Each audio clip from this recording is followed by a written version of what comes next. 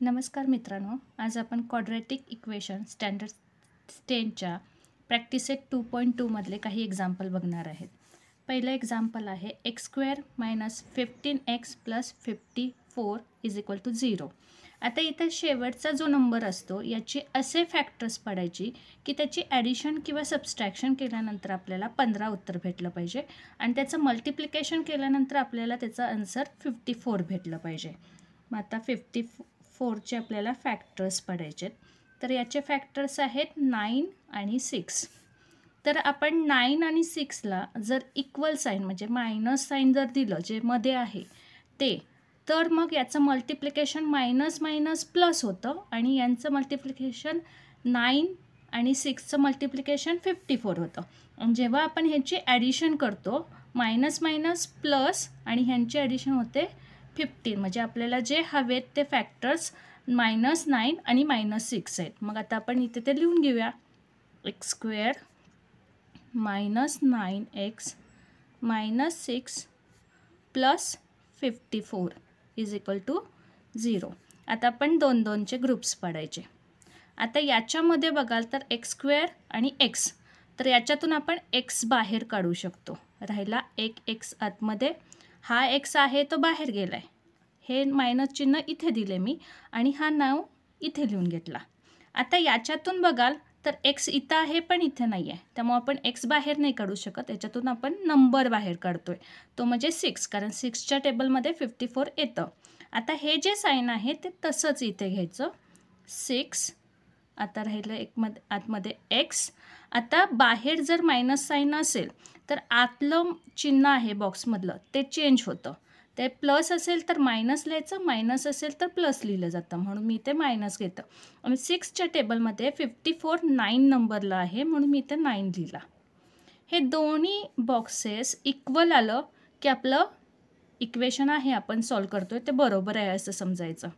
बघा, तो 2 बॉक्स आहेत ते मी एकदाच लिहून घेतलं आणि या बाकीच्या बॉक्सचं याचा आणि याचा एक बॉक्स तयार करून घेतला. आता मी एक्सची व्हॅल्यू काढते. बघा, हा इथे 9 इथे मायनस आहे, इकडे गेल्यावरती प्लस झाला. आता मी हा बॉक्स लिहून घेते. बघा, हा जो 6 इथं मायनस आहे, इकडे गेल्यावरती प्लस झाला. आता फायनल वर्ड्समध्ये आन्सर लिहायचं आहे आपल्याला. 9 and 6 are the roots of given equation. Okay, असं करत आपलं हे पहिलं एक गणित सोडवून झालं आहे. आता आपण दुसऱ्या गणिताकडे जातोय. x² + x - 20 = 0. आता इथं आपल्याला 20चे पण असे 2 फॅक्टर्स पाडायचे आहेत की त्यांची ॲडिशन किंवा सबस्ट्रॅक्शन 1 आलं पाहिजे. तर आपण 5 4चा, कारण 5मधून आपण 4 सबस्ट्रॅक्ट केलं की 1 राहू शकतं. पण इथे जे मिडलला साईन आहे प्लसचं ते तुम्ही बिगर नंबरला देऊन घ्यायचं आणि त्याच्या अपोजिट साईन दुसऱ्या नंबरला लिहून द्यायचं. चला, आता मग आपले फॅक्टर्स आपल्याला सापडलेत, आपण लिहून घेऊया. x² + 5x - 4x - 20 = 0. आता परत असे 2-2 ग्रुप्स करा. याच्यातून x² आणि इथे x आहे म्हणजे x बाहेर येतं आहे. x + 5. आता इथे मायनस आहे म्हणजे इथे पण मायनस आणि याच्यातून काही x निघत नाही, इथून नंबर निघतोय, तर इथे 4 निघतोय कारण 4च्या टेबलमध्ये 20 येतं. x आता बाहेर मायनस आहे मध्ये आतलं चिन्ह बदलून घ्यायचं आहे आपल्याला. आता 4च्या टेबलमध्ये 25 नंबरला येतं म्हणून आपण इथे 5 लिहिला. ओके, हे 2 बॉक्सेस इक्वल भेटले. आता परत एकदाच लिहून घेऊया आपण आणि या दोघांचा एक बॉक्स तयार करूया. झालं. आता परत एक्सची व्हॅल्यू काढून घेऊया आपण. हा जो 5 इथे प्लस आहे, इकडे गेल्यावरती मायनस झाला तो. ओके, आता या बॉक्सची.